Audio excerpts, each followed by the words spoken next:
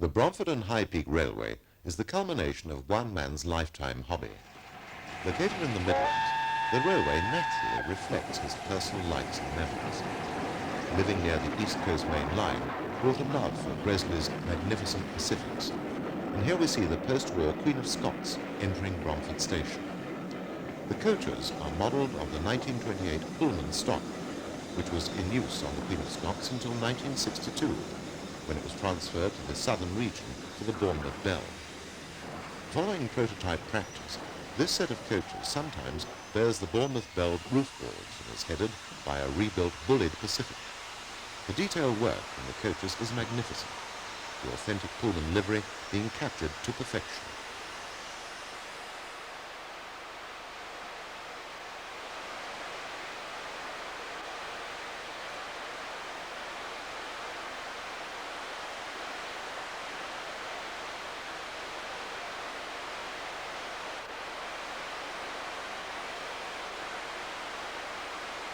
The A4 is named after its designer, Sir Nigel Gresley. It is in post-war livery as number 7, unlike its prototype, which is preserved in this livery and condition with its pre-war number of 4498. The model used to run as 4468 Mull, with skirts, but was recently defrocked for its change of identity.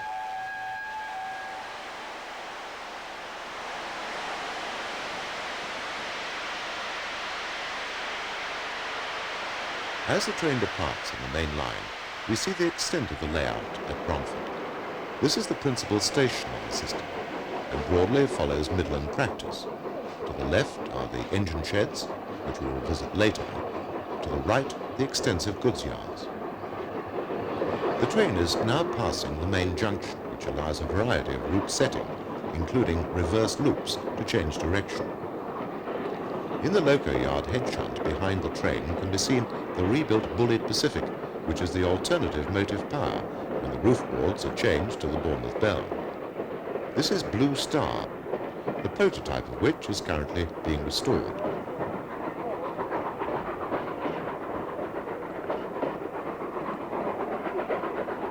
Mention of the Bournemouth Bell leads us to that South Coast resort, which was also the destination of a much-lamented lost train, the Pines Express.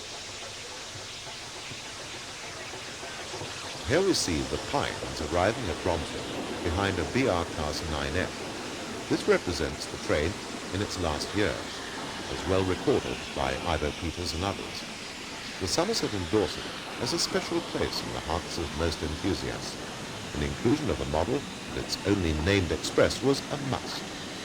The 9F is the most recent locomotive on the railway, and the Pines has usually been powered by LMS locos. In the background can be seen a 2P in Black 5, which will shortly come off shed to reverse the train. This action models the scene which was enacted at Bath Green Park from the 1880s until September 1962, when the Pines Express arrived at the station to reverse and travel over the Somerset and Dorset for the last time. The Pine stock is due for partial replacement, but at present includes panelled and flush-sided coaches. 2P and Black 5 come off shed ready to back down to the train. Before the advent of the 9F, this pair with the regular Pines car, and are finished in mid-30s LMS livery. Black 5s and 2Ps were regular S&D classes, and 2P number 634 was originally built for the line in 1928 as number 45.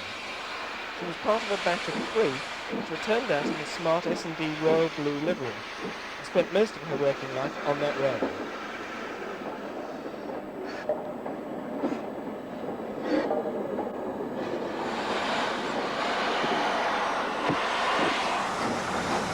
At the other end, the 9F comes off the train. This model was built by Vic Green and has been featured in the Model Railway press. It was shown at the 1987 Model Engineering Exhibition before coming to the Bromford and Highpeak.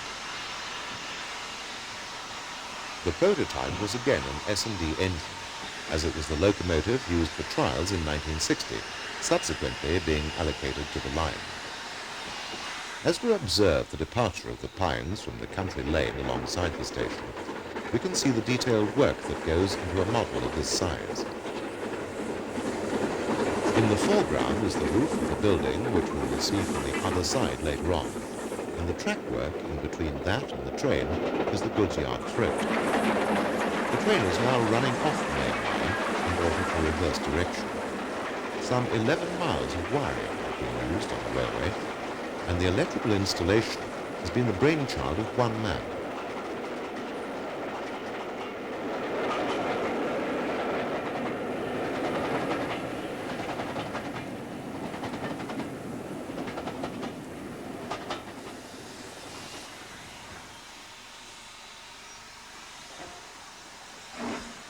With the train now gone, the 9F can go on shed.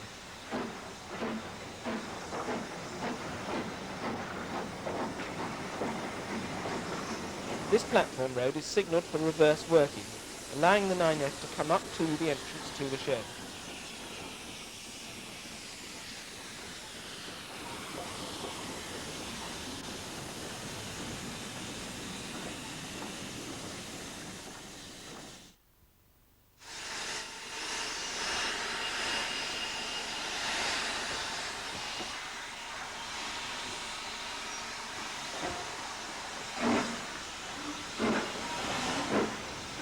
The locomotive facilities at Bromford consist of two separate sheds divided by a through road to the turntable up which the 9F is going. The shed nearest to the station is an LMS shed, outside which can be seen an LMS Duchess and 8F, and also two more East Coast veterans, large and small boilered Ivat Atlantics.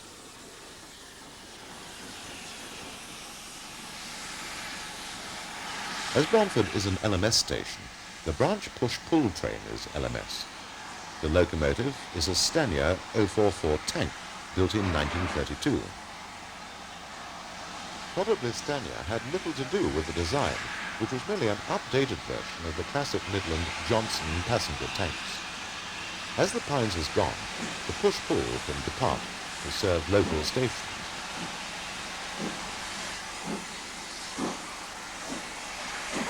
In the countryside, a small halt is being provided on the main line.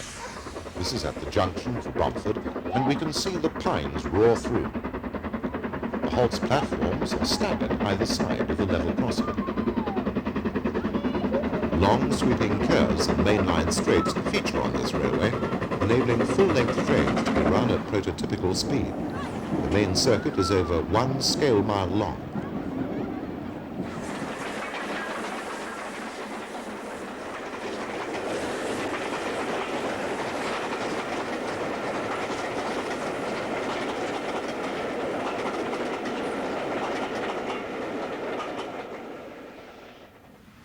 The second shed at Bromford follows Great Western practice.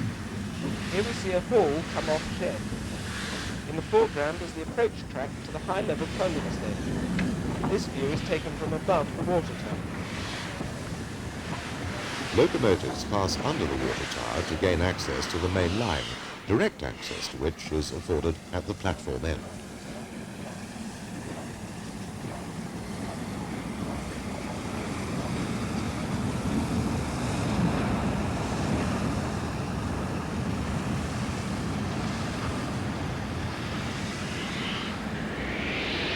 The goods yard also has direct access from the main line, and the hall now reverses off to the goods yard. In the foreground is the breakdown train, which was previously seen in earlier views, taken from the opposite side of the line here. 7mm scale gives the model builder great scope for detailing, and the 34 locomotives in use on the railway have come from some of the country's leading model makers, including Beeson and Vic Green. Trackside details and stock also benefit from the substantial size of the scale, and trains are modelled as a whole. The hall is taking a West Country milk train out of the sidings, and is a reminder of the once substantial traffic that worked over our railways. The Great Western built a great variety of milk stock, from siphons to tanks. In the early days, open slatted vans were used when milk was transported in churns, and were codenamed siphons. Later on, bulk carrying was made in six-wheeled glass line tanks.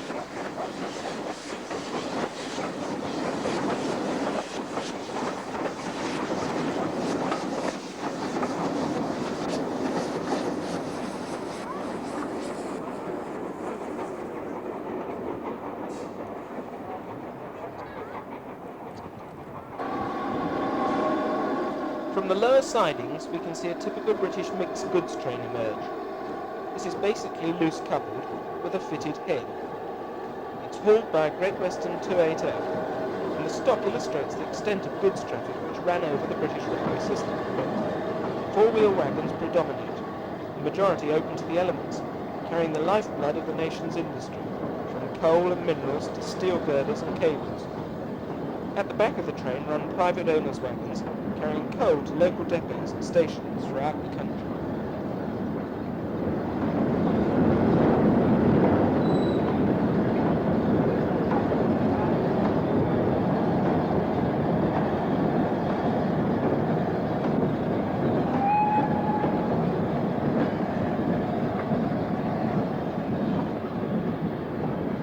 Highpeak, the second station in the railway's title, is built on an embankment and has two island platforms. It's based on Great Western practice, but with LMS signalling. The outer faces serve the lines from Bromford, the main platforms being located on the main running line. As the freight draws to a stand, we can see the detail incorporated on the platforms. Small details like these help to bring a layout to life. The 28 is waiting on the main line for the milk train. General goods traffic would normally wait for perishable traffic, where speed was of the essence before the advent of modern refrigerants and preservatives.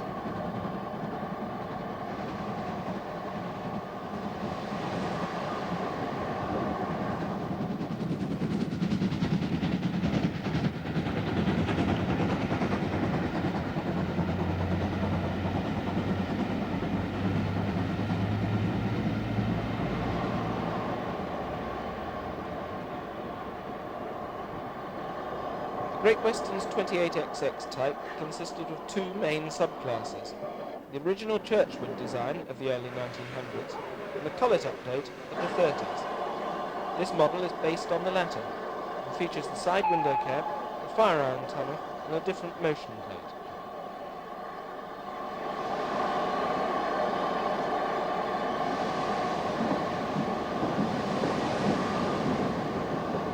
As the train moves out, we can see details of the platform ends at Highpeak. The signal box is fully detailed and stands alongside the physical junction of the tracks. The line to the left foreground is the sand drag only.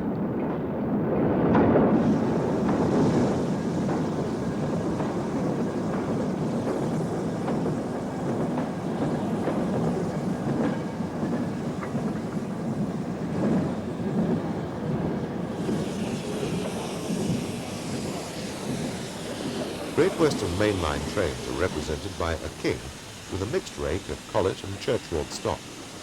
The longest coaches were 70 feet in length, and two are included in this rake.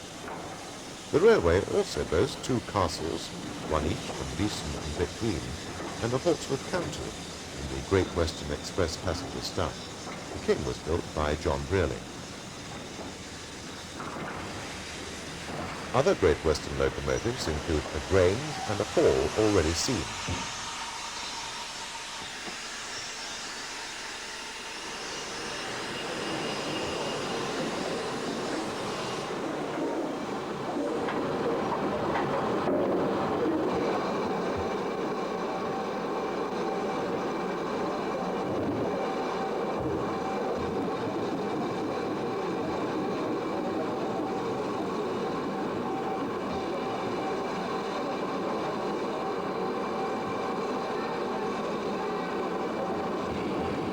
Beneath and behind the station is a tramway, which is not yet operational.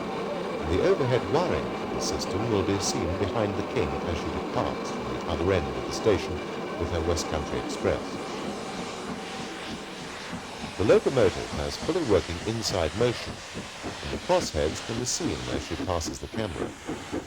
It's the policy for all models on this layout to have fully operating inside motion, and those models which do not have it are replaced or modified wherever possible. The train is now passing over the junction with the reversing loops which gives access to the holding sidings.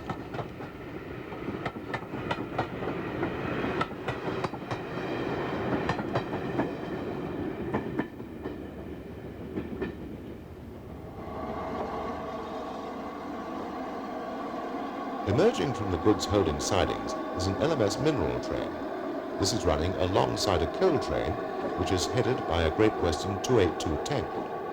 This latter represents the enormous coal traffic which the Great Western handled in South Wales, and for which these tanks were specifically designed.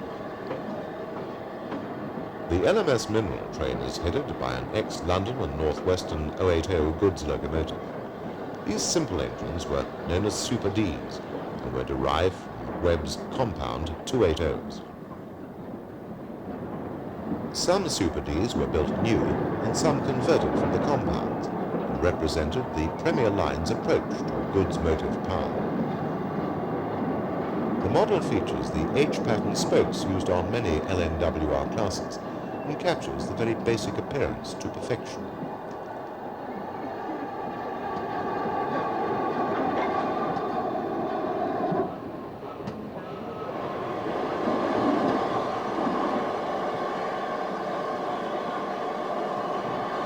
The wagons illustrate the low-sided type used for carrying stone traffic, which being heavy did not need the normal high-side stock used for coal traffic and general goods.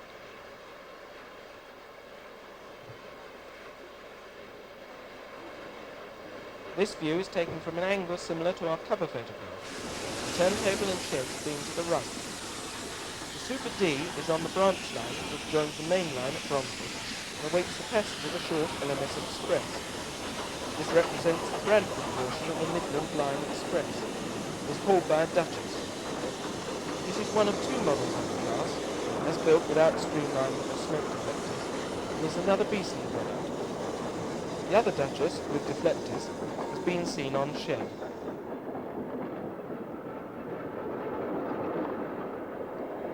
The Stanier 8F provides a contrast with the Super D, as it was the ultimate LMS mainline goods design. With taper boiler, outside valve gear, a pony truck and high-sided tender, only the obvious difference is it was a world apart from its predecessor, although both ran side by side to the end of steam. The train is fast goods with a fitted head of 8 vacuum brake wagons, carrying many specialist loads, as is the Great Western goods seen earlier. In close-up, we can see the variety of wagons that once existed, which can only be seen today in model form.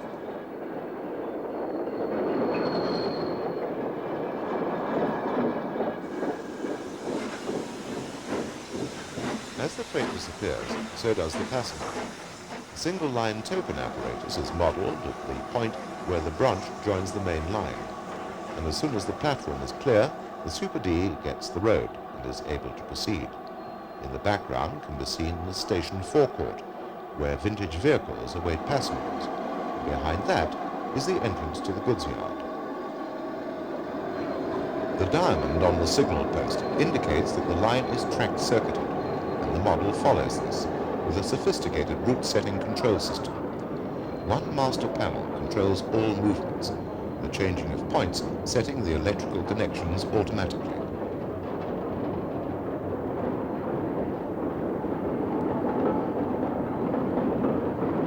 Moving along the platform line, the Super D is halted at the starting signal to await the return of the push-pull train. A noticeable feature of the railway is the ability for long trains to be reversed through complicated point work and around comparatively sharp curves. This is achieved through a combination of good track laying, heavy rolling stock, sprung buffers and loose couplings. The track work is pico, with mainline point work tailor-made for its locations. H&M point motors are used throughout, which also switch electrical connections. In some instances, switch crossovers are in use, which avoids problems on reverse curves.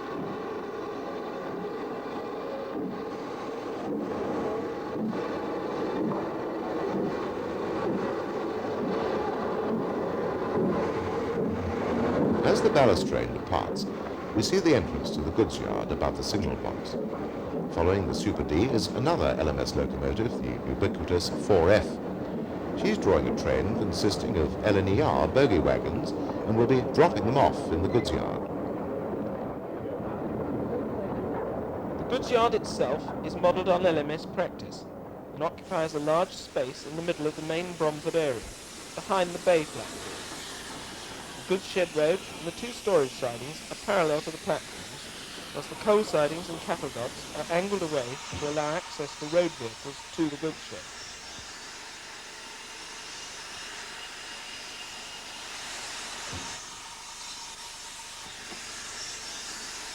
As the 4F goes past, the working inside motion can be seen to advantage. This was fitted after the model was bought for the railway. She's running up the main line past the signal box before reversing into the goods yard.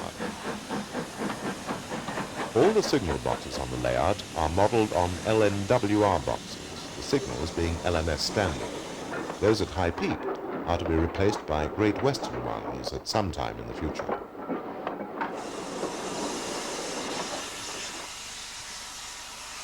Signals are not yet fully operational, although they have been in position on the layout for many years. Signals include ground signals where necessary, particularly here at the main goods yard and locomotive yard throat, where the train is seen being shunted off the main line.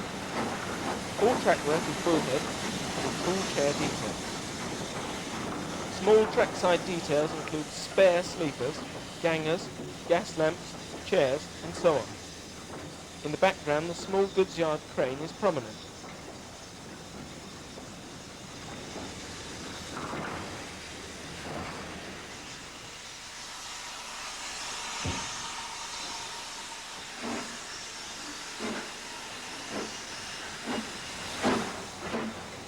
Once the brake van has been uncoupled, the locomotive draws its train back out of the yard before setting back into the goods reception siding. Further details are evident in this view, including the ganger's barrow, with its wheels removed, wire fencing and bushes.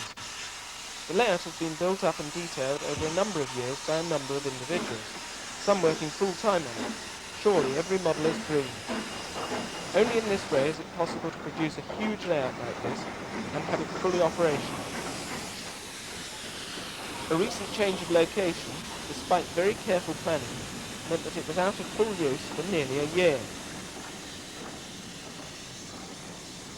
Cattle pens featured at most stations in steam days, but livestock traffic is now a thing of the past on our railways.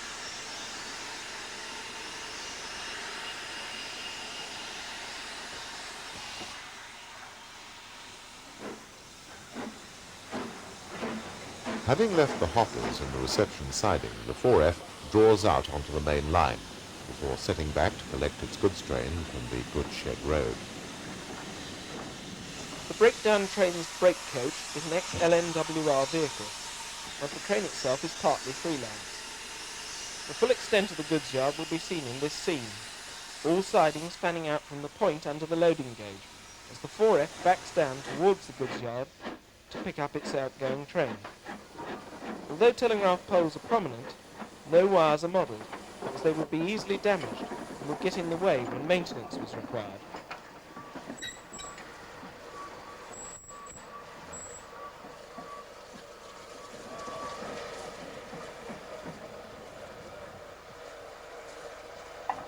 These wagons illustrate a further variety of goods traffic, furniture containers to timber of various kinds.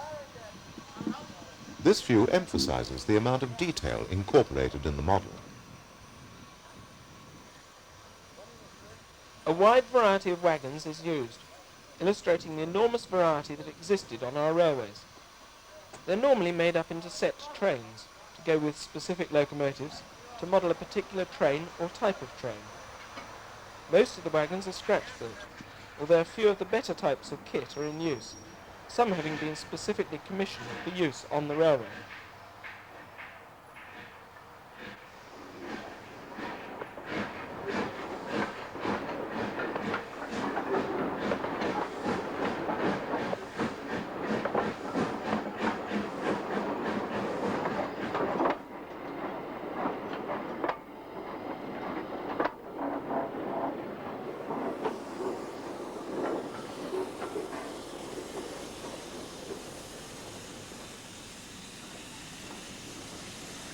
As the 4F pulls out onto the head shunt, a further Great Western train passes non-stop. Notice the gas tank wagon at the front of the train, which is a parcels express. These wagons were needed for replenishing supplies of coaches, many of which remained gas-lit to the end of their days. The famous Great Western siphons were originally milk wagons, but the bogie varieties of Siphon G and Siphon H, together with monsters and sundry other vans, were used on parcels and newspaper trains such as this. The 47s were seldom photographed on these trains, as they ran by night, serving all the extremities of the Great Western system. The West Country newspaper train probably being the best known.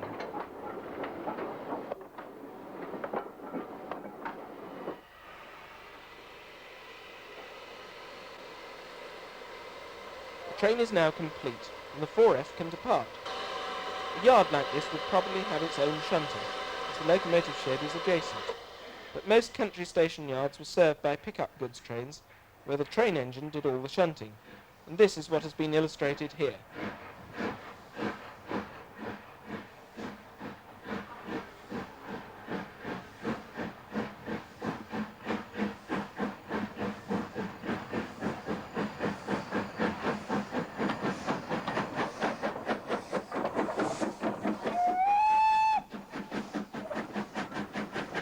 The standard LMS brake van brings up the rear of the train as the 4F sets off, illustrating the traditional British pickup freight.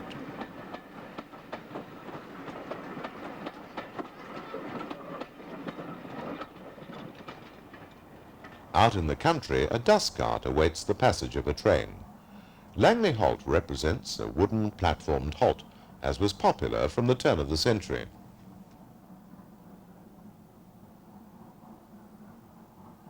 Running fast along the open main line, the Churchward 47XX wheels the newspaper train towards Langley Halt.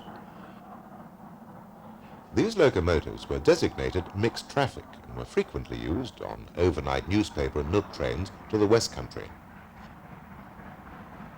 As the 47 passes, the cricketers in the background typify the lovely pastoral scene which always seems to be associated with memories of the steam railway.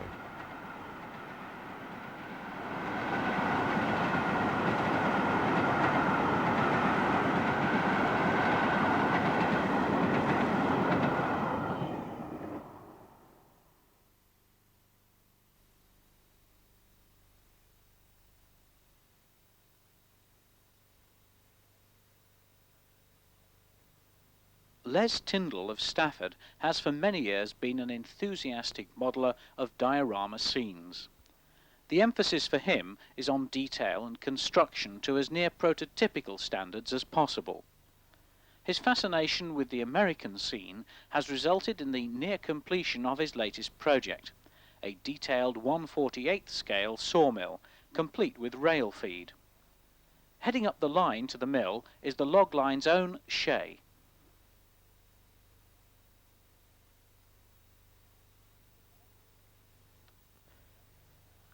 The model has taken 3 years to build so far and has been a result of Les's enjoyment of working with wood, the American narrow gauge and white metal kits that comprise some of the main features. Like all models, it's difficult to know when to stop, and Les confesses that he could continue adding the detail.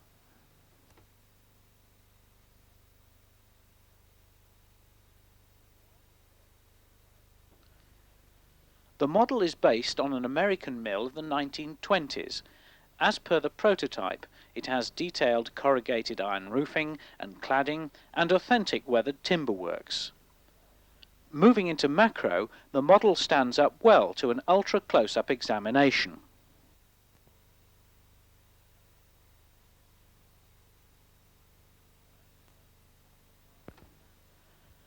Mascol, a proprietary brand of masking, is sprinkled or brushed over the planking.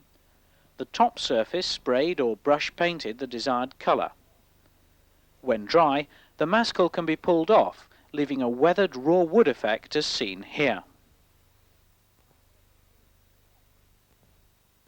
Tar paper roofs are common in the States. Using emery paper and paint, Les has again brought about a suitably realistic touch. For a really heavily weathered effect, the emery paper can be filed away to produce ragged edges.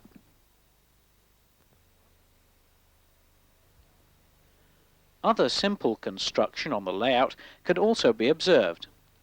For example, the diesel engine for the log dump crane has been built entirely from little bits and pieces. Brass tube, blocks of wood for the engine, and a button for the gearbox. Attention to detail is important, and in our macro examination of the sawmill, it's worth taking time to notice how other realistic touches have been added. Real soil has been used along with light gravel for the groundwork. Sawdust added just where it should be, and a suitably rusted oil drum.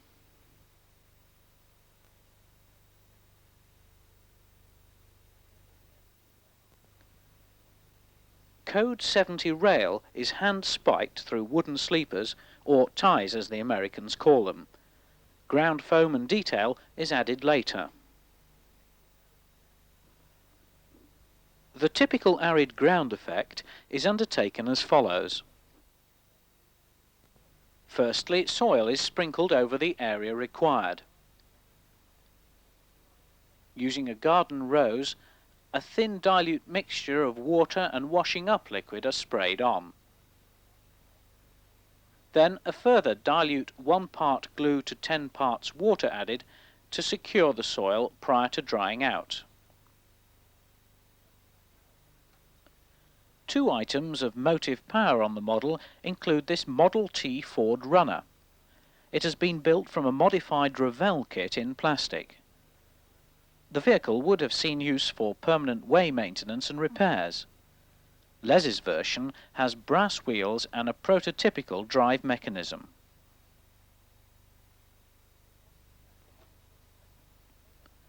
The Model Shay, with immaculate detail and moving parts, is from a ready-to-run Korean manufacturer. The scale is American O scale, or 1/48th, or 1/4 inch to the foot. At night, with 12-volt lighting, the effect of realism from the grain of rice bulbs adds a further dimension to the model.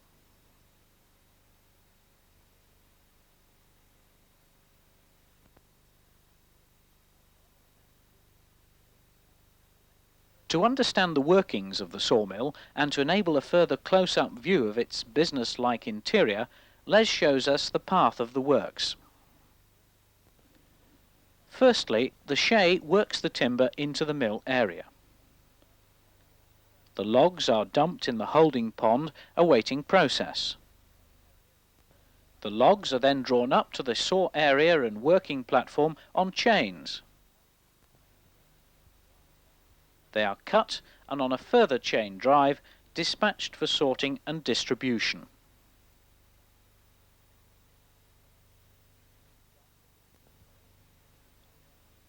Whilst the complete model is of such a high standard, it's difficult to stop finding the small touches that Les has added. We asked Les to demonstrate how the quite superb corrugated metal cladding and its weathered effect had been achieved. Using O-scale aluminium sheet that has been painted a suitable rust colour, the pieces are immersed in an etching solution obtainable from electrical shops.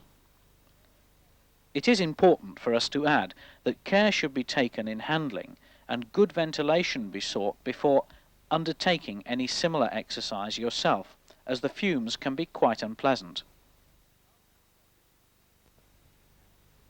After a few minutes, the sheet and solution will start to bubble, and the aluminium be eaten away. The longer it is left, the more staining and holes are produced on the edges. When Les feels it is etched enough, the sheet is placed in water to stop the action. The piece then dried out on kitchen towel. The entire process takes just minutes to produce an effect that takes nature years to do and really eats authentically away at the metalwork. Les Tyndall's sawmill is a masterpiece of detail, an education in scale modelling, and indeed a pleasure to view. At the invitation of Mr. Sidney Pritchard, founder of Pico, we took our cameras to his company's permanent exhibition at Beer in South Devon. The exhibition is a showcase for Pico products, but it has a rather wider purpose than simple publicity. It takes the form of a number of different layouts, each shown in a typical household situation. The layout seen here is 00 gauge, as would appear in a converted loft. All layouts are fully operational and feature cameo scenes, such as this level crossing and street corner, which illustrate how a model railway can be detailed with commercial products and imagination. The exhibition was created when Pico moved its production factory from nearby Seaton to purpose-built accommodation at Beer. Many modellers would ask for Pico's advice, and it was felt appropriate to build a permanent exhibition showing just how model railways can be built to fit in almost any type of house or flat. The loft layout is a double-track looped figure of 8 using streamlined track. Ready-to-run stock is used, 4 trains operating in sequence on the main line, with a 5th on a branch. A shelf layout in N gauge is used to show how a model can be part of the furnishings. A continuous loop runs along the shelf, and the Jubilee is seen hauling a long train of goods stock. These wagons, together with the well-known streamlined track range, are manufactured in the company's factory, which is adjacent to the exhibition. The Jubilee model is now also built here, although originally manufactured in Italy by Rivarossi on an OEM basis. In the corner is a tunnel scene, which is non-operational. Using their experience from building many layouts, a baseboard techniques demonstration is included. This takes one through the planning stage to the completed scene. The section modelled is a double-track junction in a cutting. The undersides of the baseboards show the basic structure using 2x1 timber with a sun-dealer board surface. Adjacent boards are connected with hinges from which the pins are removed and replaced by a loop of wire. For wiring, V notches are cut in the top side of the cross battens before assembly. With baseboards completed, the track plan is transferred to the baseboard and track pinned in position temporarily. For turnouts, paper plans are available for all types in the streamline range, and these can be tacked in position for final adjustments. This gives an idea of how the final layout will look. A suggestion, which is seldom seen or acted upon, comes from experience. This is that track should be removed from the baseboard while scenery is constructed. This uses chicken wire covered in cooking foil and plaster. It is the mess that the latter makes, particularly the damage that can be caused to pointwork by lumps of partly set plaster, that gives rise to this recommendation.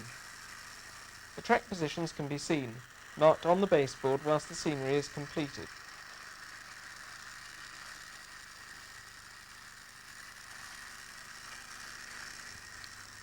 The final tableau shows the completed scene, with the GW56XX tank and towed brake. Construction details are clearly seen.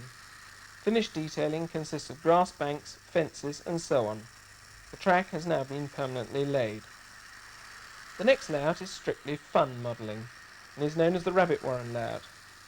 Making no pretence at being a scale model, this uses 009 trackwork and twists and turns on a solid baseboard. Suitable stock would be the Egerbarn range, which has recently returned to the market. An O-gauge layout is situated in a garden shed. Stock operating on this line is to Brighton practice. Outside the exhibition is an O-gauge garden layout, connected to the internal layout in the shed. The external part is divided into 2 continuous loops, and live steam models are operated on one of these during the summer months. A further outdoor line is the narrow-gauge Beer Heights Light Railway, a tourist line running round the gardens outside the factory. Our final look at Pecorama is a glimpse of Allen Down's Candlewick Mill layout, now housed here. Many other layouts are included at Pecorama, and it is well worth a visit when in the West Country.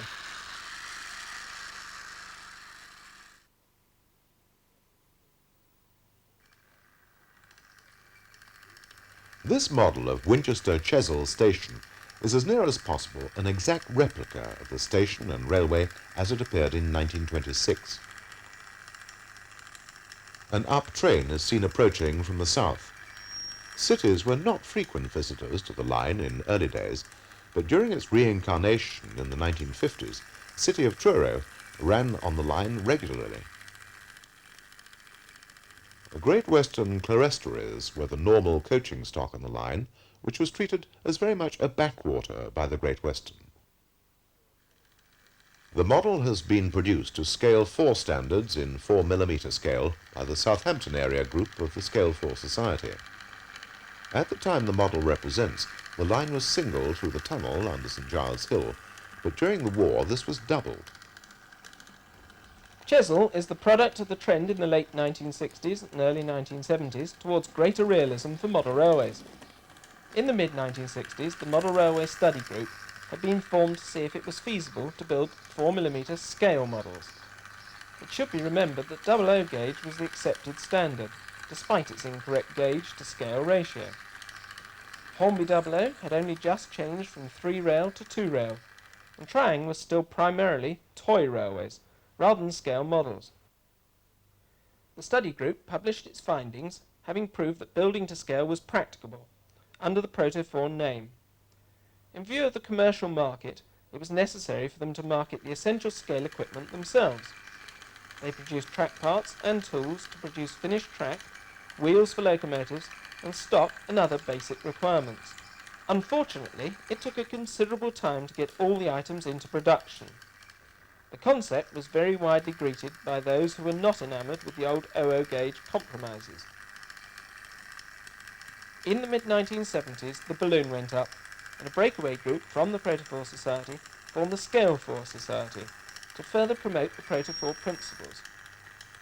With the formation of the Scale 4 Society came a number of area groups, and one such was formed in the Southampton area. The first meeting was called by Peter Squibb, who recalls how the model came into being. Well, it was in about 1978 that half a dozen members of the Scale 4 Society got together to form an area group, and the idea of building a group layout was mooted and agreed, and Winchester Chesil was suggested. The reason for the choice was it was local, so we could get at it, or what was left of it, to site survey it, and it covered the interests of the members of the group in that it was a Great Western station, but with the occasional appearance of southern engines. So, as the interests of the group were fairly evenly divided between those two railway companies, Winchester Chesil seemed like a good idea. There have probably been several occasions since then when we thought that it wasn't such a good idea. It's built exactly to scale, that means to length as well, and the entire length of the model is around 33 feet. Of this, about 20 feet is the visible, modelled section, and the extremities are the hidden sidings which feed the trains onto the scenic part of the layout. Although the station was in Great Western ownership, the Southern had running rights up to the station from Shawford Junction on the Southampton main line. The line was single throughout, the line to the left leading to the Winchester goods yard and engine shed at Bar End. The train arriving from the Southern is hauled by a Class 700 and is on the main running line. Speed was severely limited through the station, 10 miles an hour on the main and 5 miles an hour on the goods lines. The models reproduce these speeds thanks to electronic controllers. This train carries livestock, and the locomotive will detach the 2 horse boxes and take them to the loading dock in the foreground. This was the only siding in the immediate vicinity of the station, Bar End being some half a mile to the south. The goods yard at Bar End has not been modelled, as it would require a baseboard width of at least 6 feet and would double the layout's length. The Southern had running rights to the station, although goods trains from the Southern would normally run directly into the yard. The rebuilt LSWR 700 or Black Motor at the head of the train predates the layout, as it was built from a heavily modified Beck kit by Paul Marchese for his Sidmouth layout, which he had built in the P4 days. Chesil had been chosen to enable such southern stock as this to mix with other members' Great Western interests. The real speed limits imposed by the prototype restrictions mean that a considerable amount of operation can be obtained from a very simple track plan, despite the lack of the goods yard. All the point work on the line can be seen in this view. Following the prototype imposes restrictions which actually add to the pleasure of operating the layout. Few modellers would dream up a track layout such as this, with the parallel goods yard entrance and main running line, requiring trains to set back in the manner shown. The apparently simple manoeuvre of detaching 2 horse boxes from the livestock train and placing them in the horse dock involves 5 separate moves before the locomotive returns to its train. To the right of the train are the goods line signals. The top arm authorises movement to the up main platform road, which is required in this instance for the locomotive to back the 2 horse boxes into the loading dock road. The lower arm governs straight ahead movements into the down platform road. As the 700 moves off again, the full depth of the layout can be seen to advantage. The station was built into the edge of a hill at the east end of Winchester and, despite being an urban environment, had a very rural atmosphere. Houses back onto the top of the cutting, and we are viewing the line from Chesil Street, which is the main road leading southeast out of the city. The prototype variations in retaining walls and fencing give an authentic atmosphere to the model, again in a way which would probably not occur in a freelance model. Winchester was the subject of a Great Western signalling experiment in the 1920s and is modelled in this condition. All points and signals were motorised, and so no point rodding appears on the model. In later years, the signal box was extended when wartime improvements were made to the line, and the signalling reverted to conventional manual working. This fixes the period of the layout, effectively preserving in model form a unique historic experiment. All signals and point work were electrically operated from a miniature panel, and normal signal wires and point rodding were absent. In other respects, track work and signalling were conventional in appearance. The model track work was constructed to the now familiar Brooke-Smith method, as promoted by the Prototype Model Railway Study Group. However, the published Prototype dimensions were not fully followed. At the time of the formation of the Scale 4 Society, Ray Hammond produced a set of exact scale standards known as Scale 4. The model was built to these standards, which differ principally in flangeway dimensions from the Prototype figures. Scale 4 models were run on P4 track, but not the reverse.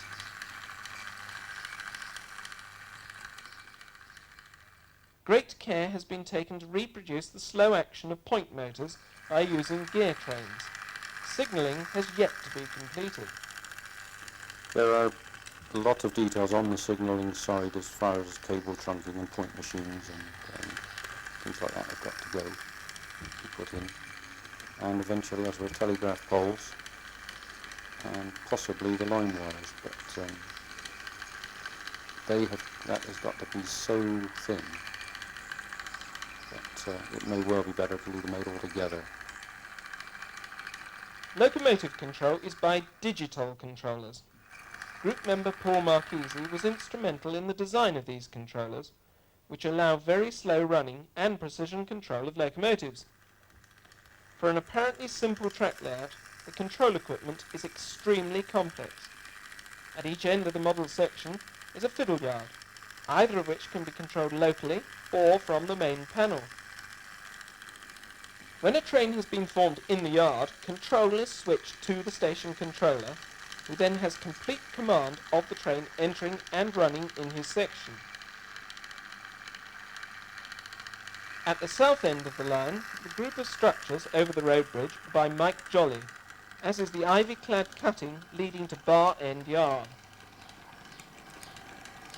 At the north end, the cutting was deeper, the tunnel forming a natural scenic break for the fiddle yard. A metro tank with four-wheel coaches forms a local train from Newbury. Normal motive power on the line were tender locomotives, Dukes and Dean goods being most commonly associated with the DNS. All rolling stock is the property of individual members, the metro tank and four-wheel coaches belonging to Mike Jolly. There is evidence that at least one metro tank did visit Winchester with an inspection saloon. Mike is also responsible for the majority of the buildings, whilst Paul Garnsworthy produced the drawings and etchings, as well as the station master's house and the engine shed. Great care has been taken to make everything exactly right, including brickwork, chimneys, balancing, and so on. However, by the time the group was formed, all the prototype structures had been demolished. Building an exact model of a station that actually existed will obviously necessitate a great deal of research, and when we originally thought of the idea, we had 3 photographs and a rough idea as to where the station was. Within days of starting the project, we met Kevin Robertson, a local railway historian who had been researching that little bit of railway for, he said, 14 years, and produced a suitcase full of plans and something in excess of 100 photographs. And so research for the project really didn't have to be done. We could start work straight away. The fact that we built an exact model of an actual station has had its rewards as well as its problems, and one of the more tangible rewards is watching members of the staff who actually worked at the station looking at the model, because they very quickly get lost and start talking about things that happened. And the driver and fireman in particular that saw it some years ago were reminiscing wildly as they talked of instances and incidents that happened. This bridge still exists, but a road now runs underneath as well as above it. The station was demolished in the 1960s after closure of the DNS, to passengers in 1960 and throughout following the Beeching report. The site lay fallow for many years, but has recently had the inevitable multi-storey car park erected upon it. Back in the 20s, Dukes were the mainstay of the line. Peter Squibb's exquisite Comet was built from a Mallard kit with ultra-scale wheels and is hauling the livestock train which the 700 brought in earlier.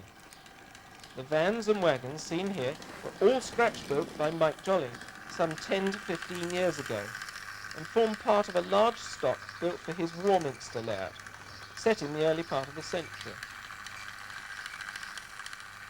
The Great Western City and clerestories seen at the beginning of this feature are also part of that collection. From St Giles's Hill, to the north of the station, the main station building layout is seen to advantage. These buildings have won various prizes at Scale Forum, including the Chairman's Cup. The prototype was very much the secondary station in the city, as the principal Winchester station was in the Southern's main Waterloo to Southampton and Bournemouth line. Schedules on the DNS were leisurely, and Southern men used to say that you turned off the timetable at Shawford Junction, where the DNS left the Southern, and onto the map. Like a lot more stations, it was furiously busy for 8 or 10 minutes, and then went completely to sleep for about the next 50. Nothing would happen, and then you'd get this furious burst of activity again. Southern passenger trains did not run through to Chesil on a regular basis until later years, but here we see an M7 on what is perhaps a special working from Eastleigh. Southern trains ran through the station after nationalisation, when the Southern region took over the line.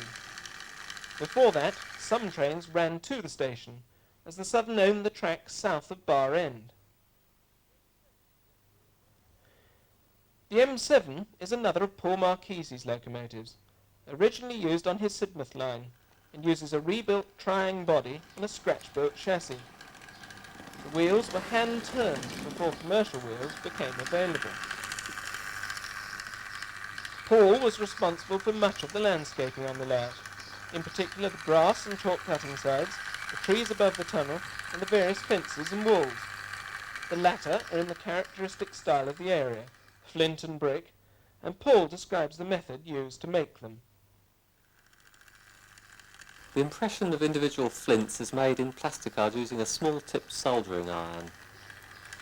Flint courses are spaced about 3 inches, that is the same as brick courses, which is 1mm and 4mm scale. The whole wall is first constructed having the correct thickness at the top with a wider base. It is built with required slope, if any, but remembering to insert brick piers at appropriate intervals, and these piers must be vertical. The pier bricks must interlock with the flint courses. Capping bricks should be scribed and given the correct profile, which is usually rounded. The areas to be flint are marked with scale 3-inch horizontal courses as a guide to imprinting the flints. The imprinting requires just a very light touch with the soldering iron that can be done quite quickly. Great precision is not required. The general colour, which can be elaborated, is obtained by painting the whole flint area first in a medium greenish-grey matte colour. Individual flints are then dotted in, not precisely, with gloss white.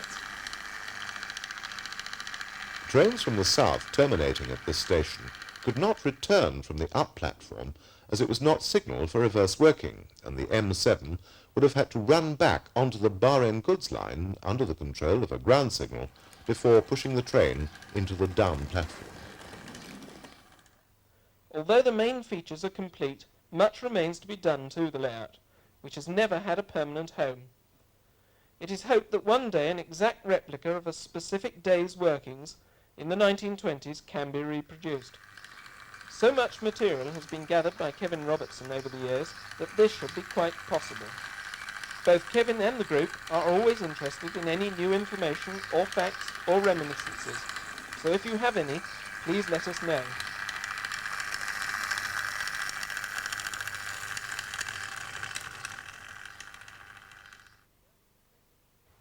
This feature is the first of a regular series of construction articles, commencing with buildings, by Mike Jolly. He has won various competitions at Scale Forum with his buildings and stock.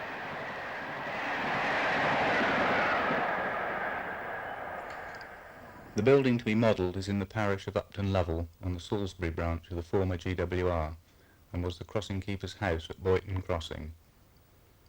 The building almost certainly dates from the opening of the line, and the intention is to make it in the condition it was in the late 1850s to 1870s. Naturally, before work can start, working drawings must be prepared if not available, and a site survey undertaken. As was the case here, the occupiers are normally pleasant and cooperative, making for an enjoyable day out with tape measure, clipboard and camera. The only features of note on this humble building are the use of stone for the chimney capping and the decorated rainwater head. Basic outline drawings were prepared at a scale of 4mm to the foot. The building is extremely simple, but still requires 4 elevations drawn. It has undergone some modifications over the years, in particular the addition of a large window in the south-facing wall. As originally built, and drawn here, it only had the small window at the top of the stairs on the south side. This is the northern elevation, looking out across the railway, which of course was the occupants' sole reason for being there. It appears the railway company didn't want them to be distracted from their duties. Normal practice for private dwellings in those times was for northern walls to be blank.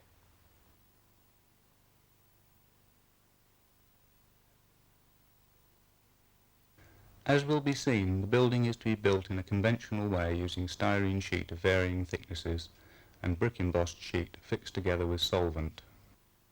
This makes for a strong, clean construction that is durable and will not warp with time. It is, however, not the only material for building construction. The use of card is also commonplace. I normally take dimensions indirectly from the drawing, as drawings are often inaccurate, even mine. Transcribing from the drawings is done by marking out with scribed lines. Since hands are never perfectly clean, these lines can be emphasized by rubbing over with a damp finger. The outline appears like magic. The full outline is then scribed onto the plasticard and likewise emphasized. I both mark out and cut out using a hard-backed razor blade.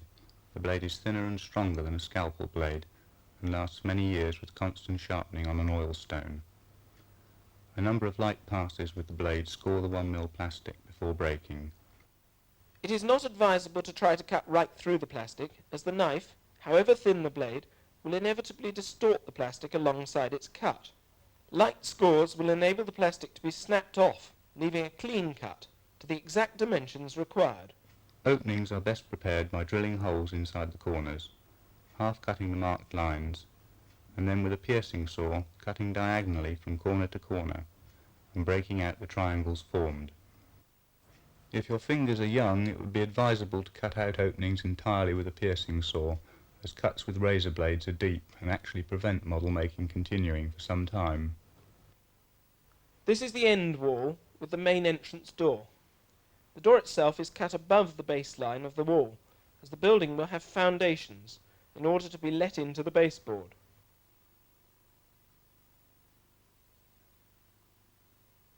The walls are to be laminated using a system similar to domestic stud walling. 1mm strip that can be bought or produced on the bench forms a honeycomb between an inner and outer layer of 1mm sheet. The strips are taken to roughly within 1mm of all openings. When all are fixed, they should be sanded flat. They have to be sanded flat so that the inner wall has a good surface to key onto. We are following the construction of the east-facing or roadside wall, with the main entrance door and one window in it. The various strips of 1mm plastic are gradually built up over the whole structure. As always, liquid glue is used. The bottom strip allows the floor to be built at the required height, and each strip finishes just short of the edge to allow the adjacent wall to be butted up against it. Strips are fixed around each opening to represent window frames and the insetting of walls behind them. Strips also form the fixing points for the roof and other walls. An inner wall has been built using the same technique as for the main wall, but this has holes in it to enable the liquid glue to be applied with a brush. The glue will run along the inside of the walls to make a strong bond. The reason for this form of structure is to prevent warping of the finished model. At this stage, I have proceeded with the other walls and the chimney can be seen. The chimney capping was built up from layers of sheet and filed to shape. As with all cutting and filing operations, some hours must elapse to allow the solvent to evaporate and the plastic to harden. Making best use of the embossed brick sheet is not as straightforward as it may appear. Cutting horizontally should be very light, followed by breaking and a light deburring so that when placed together again, the join should not show. Deburring removes the excess plastic thrown up when the first scores are made, which would otherwise prevent two strips of brickwork from lying flush against one another. It is important that corner bonding in windows and door openings should display an end or half brick on one side and a whole brick on the other. Corners are produced by butting. No mitering is used at all, the corners being cleaned up afterwards with a razor blade, file and wire brush. Vertical joints must be a tight fit so that when solvent is applied, a little dissolved plastic fills the joint. This can be cleaned off later when it is hard.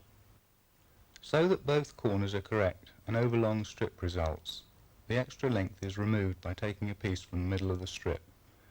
The join may be made behind a rainwater pipe if you're lucky.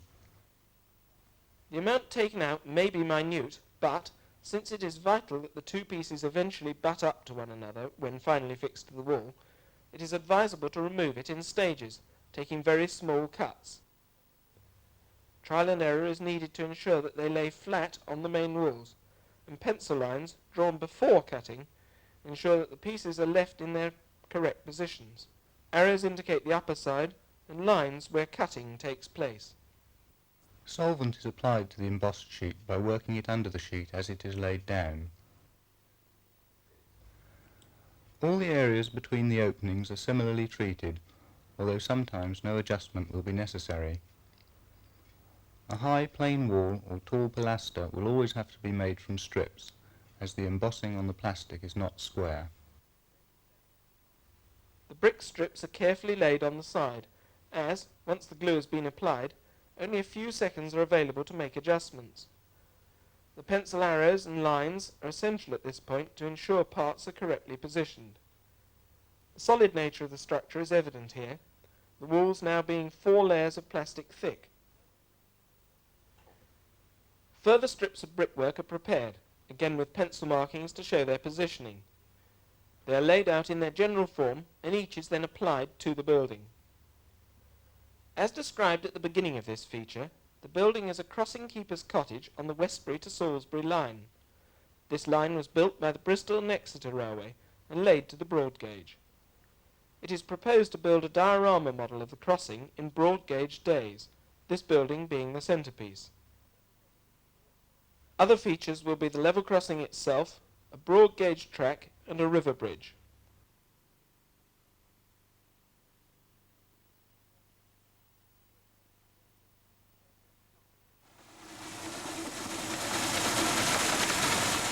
The island of Mull has managed without a railway for over 150 years, but following the opening to the public of Torresey Castle with its magnificent grounds and stunning views, rails to a gauge of 10 1/4 inches have now reached out in service to tourists visiting the island.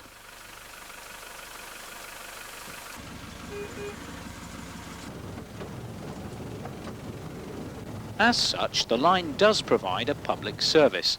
The trains are timetabled to meet ferries from Oban arriving at Craignure Pier, the northern terminus for the 1 1/4 mile run to Torresey.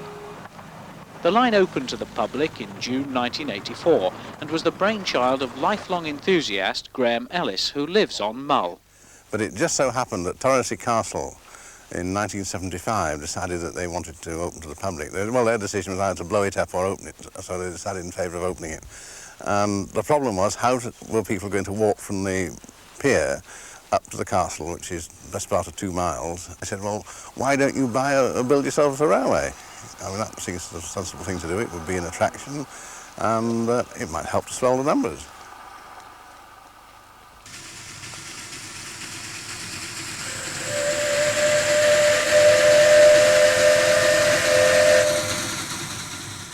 The charm of the railway's route is that it passes through scenery normally inaccessible to the visitor.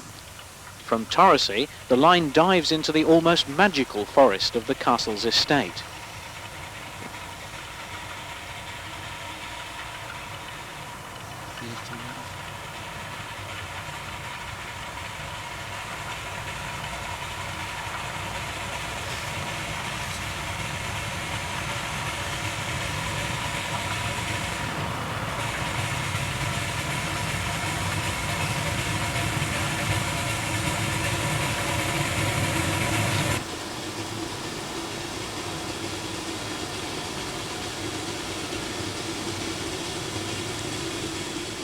Despite being of recent and at that challenging construction, the line's steep grades and aptly named Beatock summit looks well established.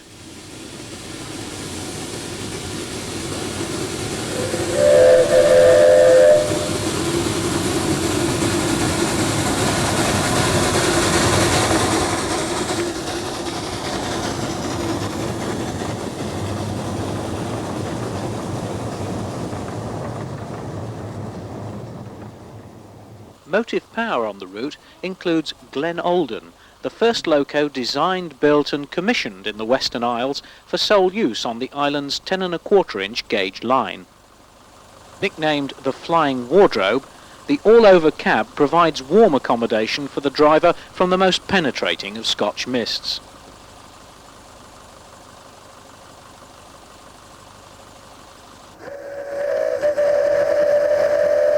Lady of the Isles is a 264 narrow gauge outline tank loco, built by Roger Marsh Limited in 1981.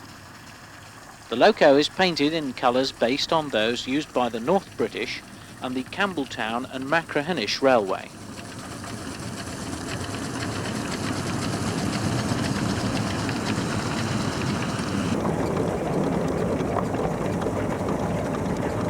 She has Haywood valve gear, weighs 1.5 tons and drives 11-inch diameter drive wheels from a working pressure of 100 psi.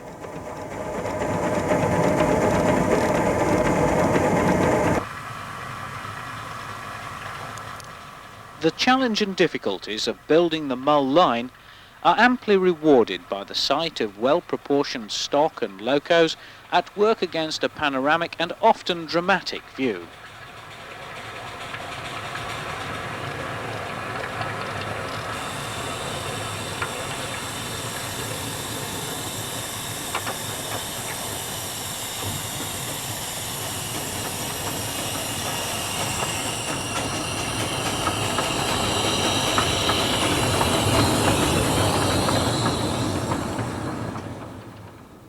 The railway's management are not unafraid to admit also that the line is well suited to a touch of mystery at the hands of the lighting cameraman in the dead of night.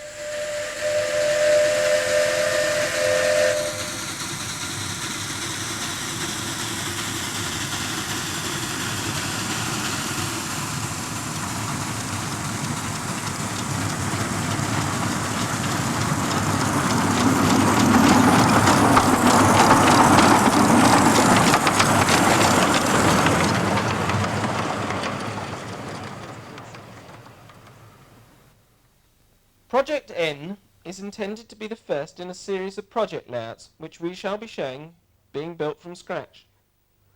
Project N is, of course, N-gauge.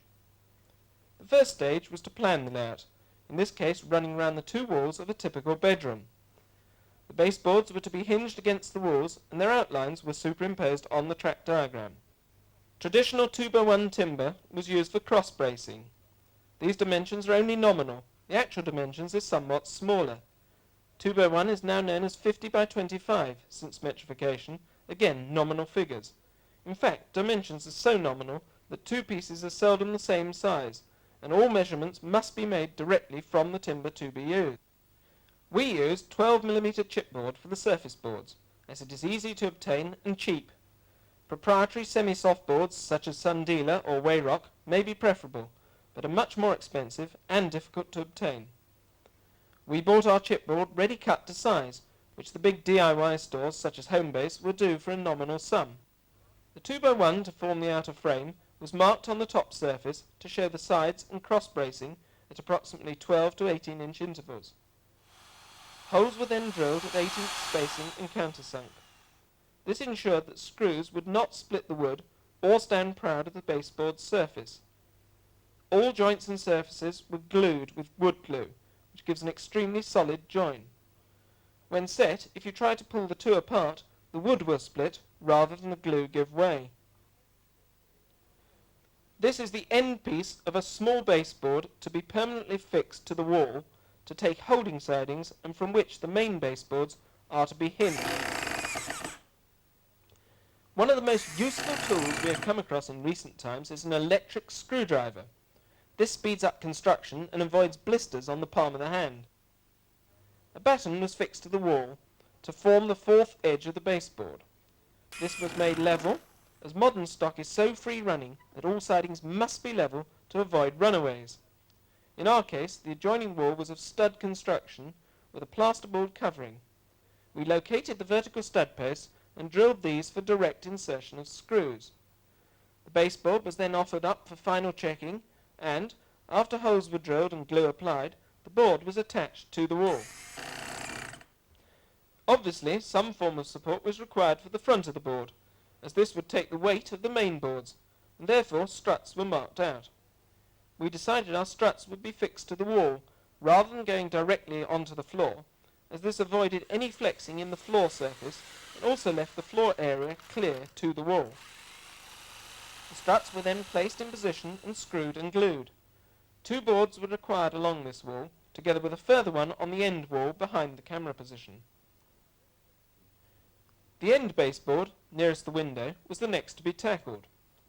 The track plan called for a spiral to be constructed on this board, so track pieces were offered up to ensure that curves would not be too sharp. We had decided on a 15-inch, 0.3 metre minimum radius, and for an access hole to be formed inside the spiral. This was marked out with a simple compass made from an off-cut piece of wood. Cross battens and edge pieces were again marked out on the baseboard surface. It was essential that long struts were used, as the boards would be frequently raised and lowered. The right foreground edge was to be removed, causing a complication in the structure. The longest side member would not be an edge, and would cut off a part of the access hole. Since this hole was wide enough to stand up in, this was not a problem. The basic structure of the board was then cut out, and the main load-bearing timbers fixed in position. As all corners were screwed and glued, no complicated joints were attempted. Hinges were then added to the rear of the board, and it was screwed to the rear ledge attached to the wall. The final operation was to fix the front legs to the underside of the main board. These were hinged so they would fold flat against the underside when the board was folded up to the wall. The other baseboards were made and fixed to the wall in a similar manner. They were a straightforward construction without access holes or cut-off corners. In order to use the layout, the boards are lowered one by one into position.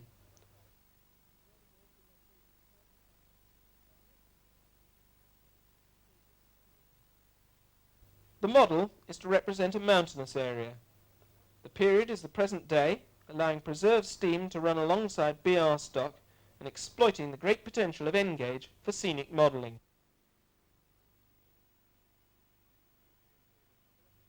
By using Taylor's coach inlays, we will show how it is straightforward to convert the Graham Farish N-gauge coaches to produce coaches not available in the ready-to-run range.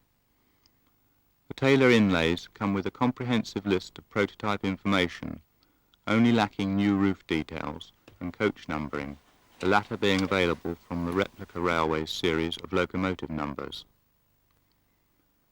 I removed the roof and underframe details. The glazing strips are removed by cutting off the pips on the inside and prizing out the glazing strips. I did not find cutting the Taylor's strip easy.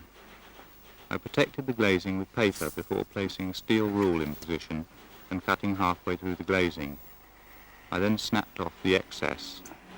This did not seem a good idea, but did no harm.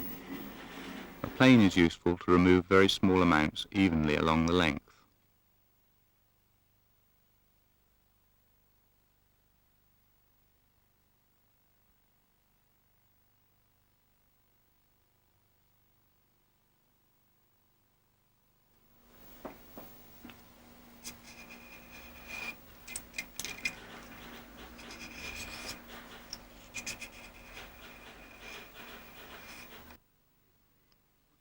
I carefully marked the width and trimmed the strip to fit. With small cuts of 1/2 mm or so, it is possible to cut right through the glazing with relative ease.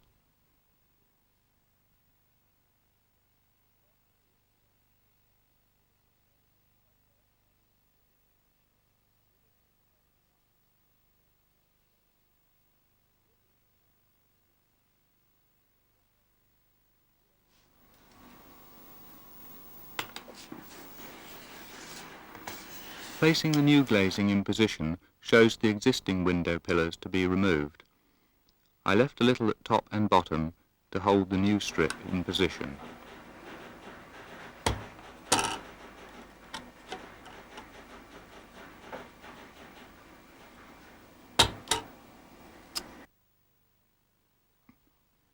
Checking the fit of the parts showed that a strip was needed inside at cantrail to hold the sides out when the roof was in position.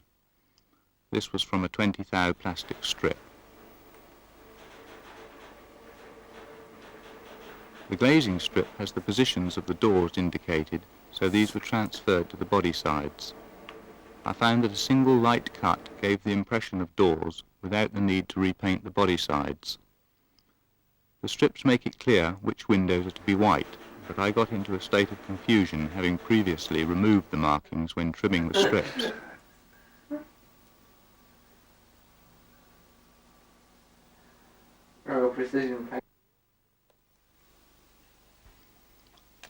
The bottom of the doors stopped short of the overall body side, so these may be cut back and steps added from black plasticard if desired. The roof details were altered as outlined in the instructions, small vents being made up from plasticard.